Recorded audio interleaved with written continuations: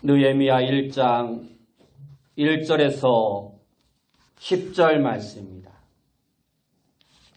제가 가진 성경으로 구약성경 727페이지입니다. 구약성경 727페이지 느헤미야 1장 1절에서 10절 말씀 제가 봉독해 드리겠습니다. 하가라의 아들 느헤미야의 말이라. 아닥사스다 왕 제20년 기스로월에 내가 수상궁에 있는데 내 형제들 가운데 하나인 하나니가 두어 사람과 함께 유다에서 내게 이르렀기로 내가 그 사로잡힘을 면하고 남아있는 유다와 예루살렘 사람들의 형편을 물은즉 그들이 내게 이르되 사로잡힘을 면하고 남아있는 자들이 그 지방 거기에서 큰 환난을 당하고 능욕을 받으며 예루살렘 성은 허물어지고 성문들은 불탔다 하는지라. 내가 이 말을 듣고 앉아서 울고 수일 동안 슬퍼하며 하늘의 하나님 앞에 금식하며 기도하여 이르되 하늘의 하나님 여호와 크고 두려우신 하나님이여 저를 사랑하고 주의 계명을 지키는 자에게 언약을 지키시며 긍휼을 베푸시는 주여 간구하나이다. 이제 종이 주의 종들인 이스라엘 자손을 위하여 주야로 기도하오며 우리 이스라엘 자손이 주께 범죄한 죄들을 자복하오니 주는 귀를 기울이시며 눈을 여시사 종의 기도를 들으시옵소서. 나와 내 아버지의 집이 범죄하여 주를 향하여 크게 악을 행하여 주께서 주의 종 모세에게 명령하신 계명과 율례와 규례를 지키지 아니하였나이다. 옛적에 주께서 주의 종 모세에게 명령하여 이르시되 만일 너희가 범죄하면 내가 너희를 여러 나라 가운데 흩을 것이요 만일 내게로 돌아와 내 계명을 지켜 행하면 너희 쫓긴 자가 하늘 끝에 있을지라도 내가 거기서부터 그들을 모아 내 이름을 두려고 택한 곳에 돌아오게 하리라 하신 말씀을 이제 청하건대 기억하옵소서. 이들은 주께서 일찍이 큰 권능과 강한 손으로 구속하신 주의 종들이요 주의 백성이니이다. 아멘. 우리 옆에 분들과 인사합시다. 만나서 반갑습니다. 다시 한번 인사합시다. 오늘도 큰 은혜 받읍시다. 오늘 우리가 읽은 말씀을 통해서 무릎으로 하는 애국, 무릎으로 하는 애국이라는 제목으로 함께 은혜의 말씀을 나누길 원합니다. 오늘은 5월 18일로 5.18 민주화운동 기념일입니다. 일반적으로 우리는 6월을 호국의 달로 여기며 나라 사랑에 대한 이야기를 많이 합니다. 그 이유는 6월 6일 현충일과 6.25 전쟁 기념일 등이 6월에 있기 때문입니다.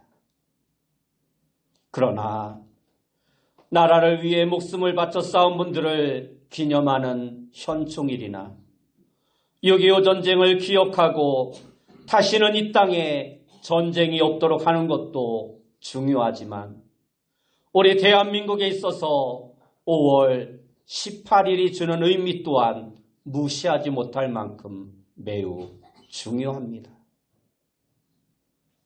5.18 민주화운동 기념일은 1980년 5월 18일을 전후하여 광주와 전남 일대에서 신군부의 집권 음모를 규탄하고 민주주의의 실현을 요구하며 전개한 민중 한쟁을 국가 차원에서 기념하는 날로 1997년부터 법정 기념일로 제정하여 지키고 있습니다.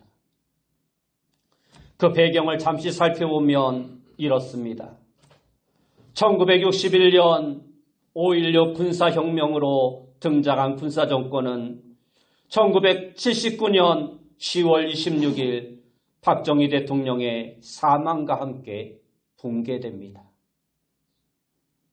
이를 틈타 전두환과 노태우를 중심으로 한 신군부 세력의 집권이 시작되는데, 이를 반대하는 민중운동민 반군부 세력들은 한국의 민주주의가 다시금 신군부의 집권으로 인해 더욱더 후퇴하고 억압될 것을 우려하여 이를 저주하기 위해 전국적인 민주화 운동을 벌입니다. 이러한 활동들은 1980년 5월에 절정에 이르게 되는데, 서울을 비롯하여 전국에서 집회와 시위가 광범위하게 전개되고, 특별히 광주에서는 5월 초부터 전남대와 조선대 학생들을 주도로 매일같이 시국 선언이 열립니다.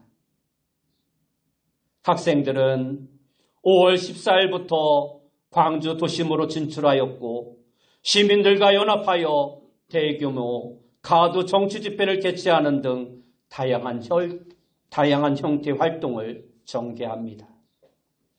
이처럼 시위가 전국적으로 확산되자 신군부는 5월 14일부터 군부대를 투입하여 집회와 시위를 진압하기 시작합니다. 17일 오후 7시에 공수부대를 투입하고 18일 자정을 기해 서울에만 있었던 비상계엄을 전국적으로 확대합니다. 그리고 전국의 대학생과 재야 인사들을 연행합니다.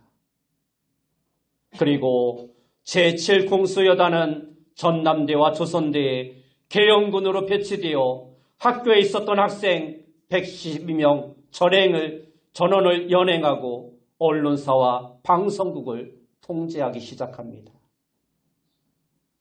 광주 주요 시내 기간에 제31 사단 군인을 투입하여 학생들의 해산을 종용하고, 이 과정에서 시민과 군부의 첫 충돌이 발생합니다. 계엄군의 진압을 피해 도심으로 진출한 학생들은 시민에게 계엄 확대와 계엄군이 자행한 만행을 알리기 시작하고, 이어서 군부는 제7공수여단에 이어 11공수여단의 파병함으로 말미암아 시위대에게 진압을 명령하고 진압봉을 휘두르며 무차별 연행과 폭력을 가합니다. 이에 시민들 또한 학생들과 연합하여 계엄군에 맞서게 되고, 결국 계엄군은 총기 발표를 명령하여 수많은 사상자가 발생합니다. 확인된 피해자만 사망 218명, 행방불명자 363명, 상이자 5,088명, 기타 1,520명 등 총 7,200명에 이릅니다. 그러나 이것은 나라에서 조사한 결과이고, 이보다 훨씬 더 많은 사람들이 피해를 입었더라고 광주 시민들은 이야기합니다.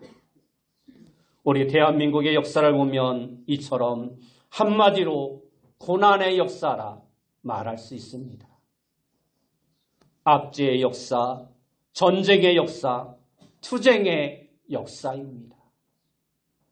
그래서 우리 민족은 눈물과 한이 많은 눈물의 민족이요 한의 민족입니다.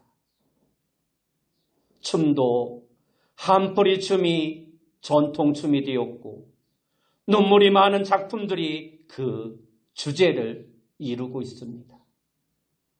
특별히 노래 가운데도 주제가 눈물인 노래가 참으로 많습니다. 미아리 눈물고개, 울고 넘는 박달재, 울어라 열풍아, 얼마나 울었던가. 동백아가씨. 그러한 노래들을 들으면서 모든 이들이 또다시 눈물을 흘립니다. 그만큼 우리 민족의 지난날의 역사는 고난과 눈물의 역사였습니다. 한 사회의 문화는 그 사회의 역사와 환경과 살아온 가정이 어우러져 이루어지는데 우리의 역사가 고난과 압제의 역사이기에 바로 이 눈물은 우리 민족에게 하나의 역사이자 문화가 된 것입니다. 그런데 오늘 우리가 본 성경 말씀에 보면 또 다른 눈물이 나오고 있습니다. 이 눈물은 바로 느헤미야가 흘린 눈물입니다. 오늘 본문 4절 말씀에 보면 내가 이 말을 듣고 앉아서 울고 수일 동안 슬퍼하며 라고 말씀하고 있습니다. 느헤미야는 바벨론의 포로로 잡혀갔습니다. 그런데 노예로 잡혀갔던 그가 출세하여 왕궁에서 왕의 술 시중을 드는 관원이 됩니다. 여기서 왕의 술 시중을 드는 관원이란 오늘날로 말하면 대통령, 비서실장과 같은 최고의 관리입니다. 포로로서는 대단한 성공을 거둔 것입니다. 이쯤 되면 당연히 안락하고 평안한 삶을 누리고 있었을 것입니다. 보통 사람들은 이렇게 성공하면 평안한 삶을 누리는 것에 만족하고 그때부터 다른 것에는 별 신경을 쓰지 않습니다. 그런데 느헤미야는 달랐습니다. 오늘의 평안으로 만족할 수 없었던 것입니다. 왜냐하면 그에게는 또 다른 고민이 있었습니다. 그것은 자기의 고국 이스라엘에 대한 염려와 걱정이었습니다.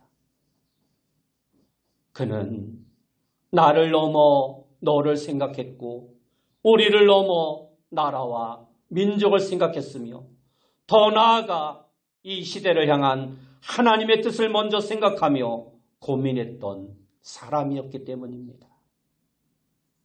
그래서 그는 남의 나라에서 성공했지만 언제나 고국에 대한 그리움으로 삶의 갈증을 안고 살아가고 있었습니다. 그러던 어느 날 느헤미야는 예루살렘에서 찾아온 사촌 형제 하나니로부터 고국에 대한 소식을 듣게 됩니다. 그런데 그 소식은 나라가 침공당해서 예루살렘이 불타고 성벽이 무너져서 백성들이 탄식하고 있다는 내용이었습니다. 보통 사람 같았으면 차라리 옛날에 붙잡혀 오기를 너무 잘했다라고 생각하였을 것입니다. 대부분의 사람들이 이러한 생각에 머뭅니다. 1960년대에 미국에 이민을 간 어느 장로님이 주일날 예배 때 강단에 올라 대표 기도를 하며 이렇게 기도합니다. 전쟁의 위험이 항상 상존하고 지옥 같은 한국 땅을 떠나 천국 같은 이 땅에 와서 평안히 살 수 있음을 감사드립니다. 이러한 사람은 다시 한국 땅에 전쟁이 쳐졌다 하면 우리가 그때 먼저 빠져나오길 잘했다 하며 전쟁을 구경만 하고 있을 사람입니다. 그런데 느헤미야는 그렇지 않았습니다. 느헤미야는 그 소식을 듣자마자 그날부터 금식하며 기도합니다. 또한 눈물로 기도합니다. 그리고 고난받는 동포들과 이 고난을 함께하지 못함을 애석하게 생각합니다. 그래서 그의 몸은 점점 축나기 시작합니다. 어느 날 아닥사스다 왕이 그러한 느헤미야를 보고 말을 합니다. 내 얼굴이 왜 그러느냐? 내 몸에 병이 없는 것을 내가 아는데 내 얼굴이 왜 그리 상하였느냐 하고 묻습니다. 그때 느헤미야는 2장 3절 말씀에 보면 왕께 대답하되 왕은 만세스를 하옵소서. 내 조상들의 묘실이 있는 성읍이 이제까지 황폐하고 성문이 불탔사오니 내가 어찌 얼굴에 수심이 없사오리까 하니 하고 말씀하고 있습니다. 이 말은 지금 내 나라가 불타고 성벽이 무너지고 내 백성들은 탄식하며 눈물을 흘리며 살고 있는데 나 혼자만 어찌 잘 먹고 평안히 있을 수 있겠습니까? 라는 말입니다. 그래서 내가 금식하며 기도 중에 있나이다 하는 고백인 것입니다. 이 말을 듣고 아닥사스다 왕이 무슨 생각을 했겠습니까? 왜 내게는 저런 신하가 한 사람도 없단 말인가? 그는 비록 포로로 이 땅에 왔지만 진정한 이스라엘 백성이고 진정한 신앙인이며 진정한 훌륭한 인물이구나 생각했을 것입니다. 마음에 감동이 있었을 것입니다. 그래서 왕은 그에게 말합니다. 내가 내게 무엇을 도와주랴? 내가 내게 어떻게 해주랴? 묻습니다. 그러자 그 말을 들은 느헤미야가 이렇게 말합니다. 나에게 휴가를 좀 주십시오. 그러면 내가 고국에 돌아가 탄식하는 내 백성을 위로하고 무너진 성벽을 재건하고 다시 돌아오리이다. 여러분, 진정성이 있는 곳에 감동이 있는 것입니다. 그리고 길이 있고 방법이 있는 것입니다. 하늘이 움직이는 것입니다. 그래서 그는 왕의 허가를 받아 고국으로 돌아가서 백성을 격려하고 무너진 성벽을 재건하고 다시 돌아옵니다. 그 이야기가 바로 느헤미야서의 이야기입니다. 여기서 우리는 느헤미야의 뜨거운 눈물의 기도를 보게 됩니다. 그때 느헤미야가 고국의 소식을 듣고 그냥 앉아서 기도했겠습니까? 아니, 느헤미야는 분명 무릎을 꿇고 눈물로 금식하며 간절한 마음으로 애타게 기도하였을 것입니다.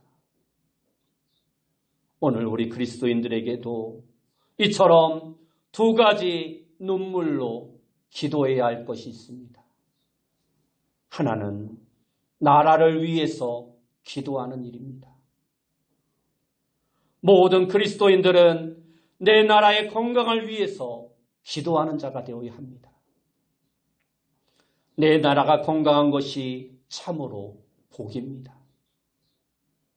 또다시 이 나라에 전란이 일어나 고난받는 그러한 불행한 일이 없어야 합니다. 이것을 위해서 우리 그리스도인들은 눈물로 깨어 기도하는 자가 되어야 합니다. 또 다른 하나는 이 민족이 구원받고 복음화되기 위하여 기도해야 합니다. 우리 그리스도인들은 이 두 가지 주제를 가지고 항상 무릎으로 기도하는 자가 되어야 합니다. 애국은 반드시 총과 칼로 하는 것이 아닙니다. 우리 그리스도인들이 애국할 수 있는 가장 좋은 방법이 바로 무릎으로 하는 것입니다. 우리의 무릎을 이 나라와 이 민족을 위해서 내어놓아야 합니다. 일제강점기 36년 동안 얼마나 많은 그리스도인들이 무릎을 꿇고 눈물로 기도했습니까? 또한 6.25 전쟁 3년 동안 얼마나 많은 그리스도인들이 무릎을 꿇고 눈물로 기도했습니까? 그뿐만 아니라 앞에서 말씀드렸던 5.18 민주화 운동처럼 이 땅의 민주화가 꼽히기까지 얼마나 많은 사람들이 희생을 당했습니까? 우리는 이 모든 것들을 기억해야 합니다. 그 눈물의 기도가 총칼을 들고 전쟁에 나아가는 것보다 훨씬 더 큰 위력을 발휘하는 것입니다. 그러기에 우리는 나라와 민족을 위해 무릎으로 기도하는 자가 되어야 합니다. 사도 바울의 애국과 복음화를 이루려는 방법도 무기와 총칼이 아니었습니다. 사도 바울도 무릎으로 자기의 민족을 위하여 기도하였습니다. 로마서 9장 1절에서 4절 말씀에 보면 내가 그리스도 안에서 참말을 하고 거짓말을 아니하노라. 나에게 큰 근심이 있는 것과 마음에 그치지 않는 고통이 있는 것을 내 양심이 성령 안에서 나와 더불어 증거하노니 나의 형제 곧 고륙의 친척을 위하여 내 자신이 저주를 받아 그리스도에게서 끊어질지라도 원하는 바로라. 그들은 이스라엘 사람이라 하고 말씀하고 있습니다. 분명 나라는 공짜로 만들어지지 않습니다. 그러기에 우리는 내 나라의 평화는 저절로 얻어지는 것이 아니다라는 사실을 기억해야 합니다. 나라가 건강하게 세워지는데 어찌 그것이 공짜로 주어질 수 있겠습니까? 자유도 마찬가지입니다. 눈물과 희생과 피로 얻어지는 것입니다.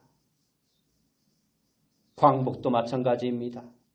1945년 2월 16일 젊은 신이었던 윤동주는 일본 후쿠오카 감옥에서 27세의 젊은 나이로 세상을 떠나고 맙니다. 일본 경찰은 뇌일열로 사망했다고 발표하였지만 최근 밝혀진 바로는 생체 실험의 대상이 되어 의문의 주사를 맞고 죽었다라고 밝혀지고 있습니다. 당시 규슈 국제대학에서 실험하던 생체 실험은 혈장 대용 생리 식염수라는 것을 만드는 것이었습니다. 이 실험은 전쟁에서 부상당한 일본 병사들에게 수혈을 해야 하는데 혈액이 부족하니까 혈액을 대신할 약품을 개발하기 위해서 했던 실험이었습니다. 산 사람의 몸에서 피를 뽑아내고 그 대신 바닷물에서 추출한 생리식염수를 주입하는 것이었습니다. 이 생체 실험으로 인해 윤동주가 쇼크사로 사망하였던 것입니다. 그 후에 1948년 해방이 되고 윤동주가 죽은 지 3년째 되었을 때 그의 첫 시집 하늘과 바람과 별과 시가 출판이 됩니다. 그 시들 속에는 나라를 사랑하는 마음이 절절히 표현되고 있습니다. 그 중에서 그가 감옥에서 썼던 십자가라는 시를 보면 이러한 내용이 있습니다. 방금 떠오르던 해가 지금 교회당 꼭대기 십자가 위에 머물러 있습니다. 여기서 방금 떠오른 해는 독립의 기운을 말하고 있는 것입니다. 지금 나라의 광복의 기운이 달아오고 있다는 것을 시로 상징하여 쓰고 있는 것입니다. 이처럼 광복이나 해방이나 자유, 민주화를 위한 독재 타도와 같은 일들은 반드시 총과 칼로만 이루어지는 것이 아닙니다. 이렇게 윤동주와 같은 사람들의 고민과 몸부림과 간절함들이 모이고 모여 이루어진 것입니다. 그렇기 때문에 우리 그리스도인들은 기도하고 또 기도해야 하는 것입니다. 예수님께서도 마태복음 23장 37절 이하의 말씀을 보면 눈물로 나라를 위해 기도하셨습니다. 장차 주어질 대환란과 아이들과 백성들이 당할 순환과 능멸의 미래를 보면서 안타까운 마음으로 눈물을 흘리셨던 것입니다. 그래서 예수님은 십자가를 뒤따르는 눈물 짓는 여인들을 보며 누가복음 23장 28절에서 이렇게 말씀하십니다. 예수께서 돌이켜 그들을 향하여 이르시되 예루살렘의 딸들아 나를 위하여 울지 말고 너희와 너희 자녀를 위하여 울라.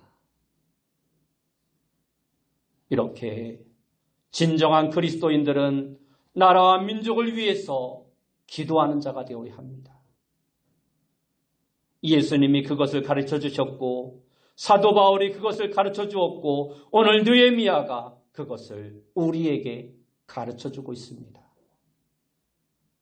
그러기에 우리는 이 나라 대한민국을 위해서 세 가지를 힘써 기도하는 자가 되어야 합니다. 첫째는 나라의 자유와 안정을 위해서 기도해야 합니다. 나라는 반드시 자유해야 합니다. 그래야 나와 내 자손이 평안할 수 있습니다.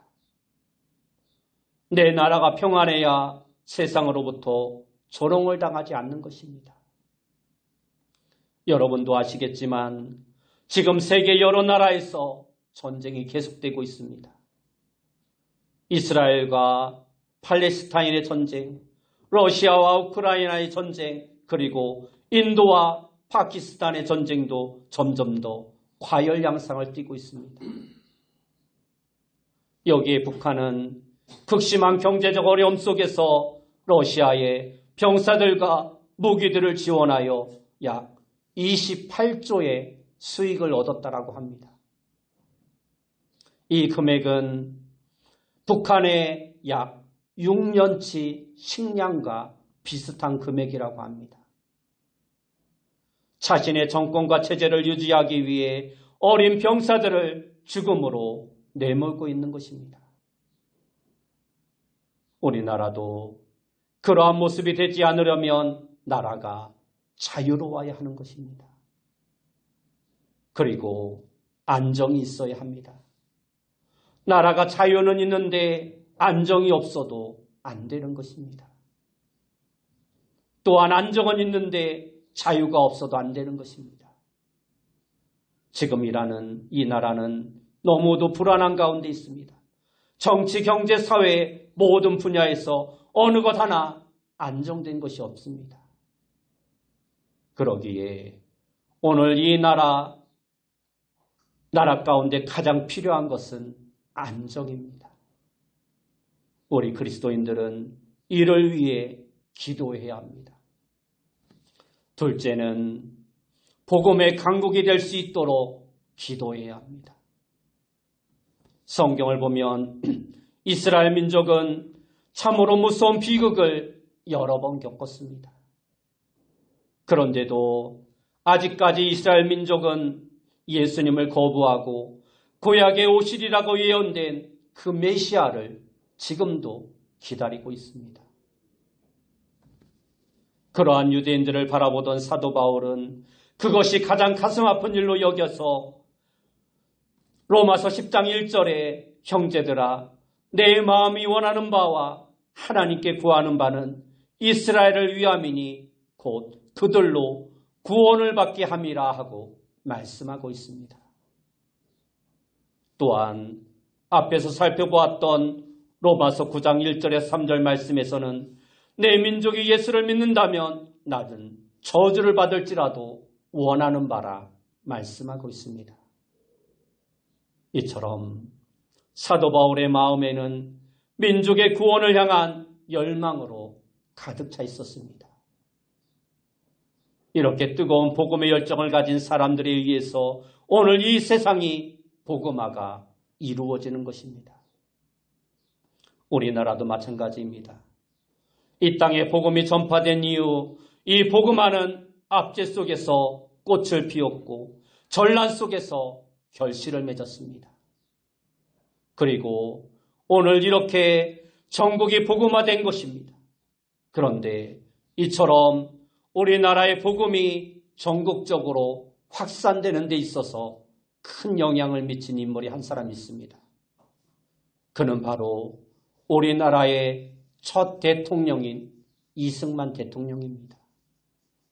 물론 이승만 대통령에 대해 여러 가지 업적과 비판들이 있습니다. 그러나 교회사적으로도 보면 이승만에 대하여 다시 재평가해야 할 것들이 많이 있습니다. 이승만 대통령은 미국의 유명한 신학교인 프리스턴 신학교를 나온 사람이었습니다. 공부를 마치고 귀국했을 때 그는 선교사의 마음을 가지고 전국을 돌아다니며 전도했다고 합니다. 그러다가 정치인으로 입문한 후 나라를 건국하게 되었는데 첫 국회를 개원하는 날 이승만 대통령은 모든 국회의원들의 머리를 숙이게 하고 기도로 업무를 시작했다고 합니다. 또한 그 후에 군의 군목제도를 창설하였고 학교마다 교목제도를 창설하였다고 합니다. 그때 놓은 주춧돌이 오늘까지 이어지고 있는 것입니다. 만약 지금 이러한 제도를 창설한다 생각해 보십시오. 모든 군에 군 목사를 배치하고 모든 학교에 학생들을 가르치는 목사를 배치한다는 그러한 법률을 제정한다고 하면 나라가 어떻게 되겠습니까? 법률 자체가 상정되지도 못할 것입니다. 그러기에 이처럼 우리 모두는 자신의 시대의 선교사와 같은 마음으로 살아가는 자가 되어야 합니다. 그것이 이 시대를 살아가는 참 그리스도인의 모습인 것입니다. 이렇게 오늘 우리는 나라가 계속해서 복음의 강국이 되기 위하여 깨어 기도하는 자가 되어야 합니다. 마지막 세 번째로 우리는 북한과 일본의 복음화를 위해서 기도해야 합니다. 북한과 일본은 우리와 가장 가까운 나라입니다. 하지만 정서적으로 보면 이 두 나라는 우리와 가장 먼 나라입니다. 이 두 나라가 속히 복음화되어야 합니다. 이 두 나라는 똑같이 우상의 나라입니다. 그중 일본은 온 땅에 우상이 가득합니다. 집집마다 우상이 가득합니다. 그런데 그러한 일본에도 유독 십자가가 눈에 띄게 많은 곳이 있는데 그곳은 바로 나가사키입니다. 우리나라에서 나가사키 짬뽕이 유명하죠. 나가사키는 1549년 일본에서 처음으로 복음이 전해진 지역으로 16세기 우리가 잘 알고 있는 토요토미 히데요시 그리고 그를 이은 도쿠가와 이에야스의 기독교에 대한 박해로 약 30만 명의 선교사가 나가사키에서만 희생을 당합니다. 또 한 나라는 북한입니다. 본래 북한은 한국 기독교의 발상지였습니다. 1907년에 일어난 영적 각성운동의 진흥지가 바로 평양이었습니다. 그런데 북한은 그 영적 각성운동이 일어났던 바로 그 자리 평양 장대인 교회 그 교회 자리를 헐어버리고 그곳에 세계에서 가장 큰 김일성 동상을 세웁니다. 지금 평양의 평양광장 김일성 동상이 세워져 있는 그곳이 바로 평양 장대현 교회가 있었던 자리라고 합니다. 애국하는 방법에도 여러 종류가 있습니다. 나라가 위태로울 때 총칼을 들고 나아가 싸우는 것도 애국의 방법입니다. 요즘은 스포츠나 음악 등의 매체를 통해서 나라의 위상을 알리는 경우도 많습니다. 그러나 우리 그리스도인들의 애국은 바로 무릎에 있습니다. 오늘 읽은 본문 느헤미야가 무릎을 애국에 대해서 우리에게 말씀해주고 있습니다. 이 내용을 보면 절절히 나라와 민족을 사랑하는 구령의 기도로 가득 차 있습니다. 4절 말씀에 보면 내가 이 말을 듣고 앉아서 울고 수일 동안 슬퍼하며 하늘의 하나님 앞에 금식하며 기도하며라고 말하고 5절 말씀에는 주를 사랑하고 주의 계명을 지키는 자에게 언약을 지키시며 긍휼을 베푸시는 주여 간구하나이다 하고 말하고 있고 6절 말씀에서는 이제 종이 주의 종들인 이스라엘 자손을 위하여 주야로 기도하오며 우리 이스라엘 자손이 주께 범죄한 죄들을 자복하오니 주는 귀를 기울이시며 눈을 여시사 종의 기도를 들으시옵소서 하고 말씀하고 있습니다. 이러한 애국의 마음이 오늘 우리에게도 넘쳐나 나라를 위해 무릎으로 기도하며 간구하는 귀한 성도님들이 되시길, 그래서 이 나라가 자유와 안정이 넘쳐나고 복음의 강국이 되어 이웃나라인 북한과 일본을 복음화하고 전 세계에 복음을 전하는 선교하는 나라가 될 수 있기를 예수님의 이름으로 축원합니다. 기도하겠습니다. 사랑하는 주님, 감사합니다. 오늘 5월 18일 민주화운동 기념일을 맞이하여 우리가 지금 어려움과 많은 혼란 속에 있는 나라와 민족을 위하여 무릎으로 기도하며 애국하는 귀한 성도님들 다 되어줄 수 있도록 인도하여 주옵소서. 그리하여 우리의 기도를 통하여 이 나라가 바로 서고 세계 속의 강국으로 하나님의 복음을 증거하는 복음의 강국으로 우뚝 설 수 있도록 인도하여 주옵소서. 예수님의 이름으로 기도드리옵나이다.